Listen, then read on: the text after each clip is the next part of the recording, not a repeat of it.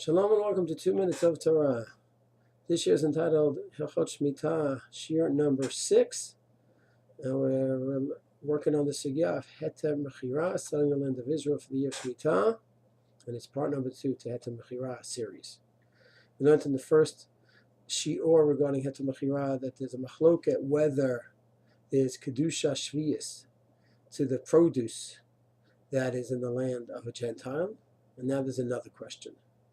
The question is, let's say, once again, Ahmed owns land in Abu Ghosh, uncontested, he's had it for a few hundred years, there's no shayla, he has his deeds and everything. And the question is, can a Jew work on that land during Shmittah? So we already discussed this Machloket whether their fruit have Kedusha Shviit or not. And the question is, what about working on that land? On the one hand, it is part of Eretz Yisrael. And maybe that Isser does apply to work in the land. Or do you say that no? That if maybe there's no Kedusha Shviit to the fruits, and so too there's no Isser Avoda. So obviously those who hold that there's an Isser, that there's Kedusha Shviit, then they would hold they cannot work. They just know that Goy's ownership just doesn't do anything. The question is only according to those that maintain that there is no Kedusha on the fruits. So does that mean that the land can be worked as well? So the Chazon says, even though I am Machmir and I hold there is Kedusha Shviit, still, those who hold there's no Kedusha Shviit will still hold there's an Isser Avoda, that even Rav Yosef Kar that holds there's no Kedusha Shviit will of course hold there's an Isser Avoda because it's the Karka in Eretz Yisrael. However, not everyone agrees with that point. The Saifer Hateruma years ago, and Rav Kook and other poskim maintain that just like there is no Kedusha Shviit, according to Rav Yosef Karo, there is no Isser Avoda on the land.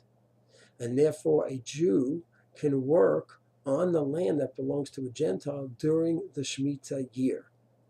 If you maintain that you have a Jew has a Heter to work on the land of a Goy during the Shmittah year, then and only then can we even begin to get into the question of selling the land for the year. And then that's the idea. You sell the land to Ahmed, he owns it, and the Jew is working for Ahmed during the year, and he's working on a Gentile's land, which is mutar.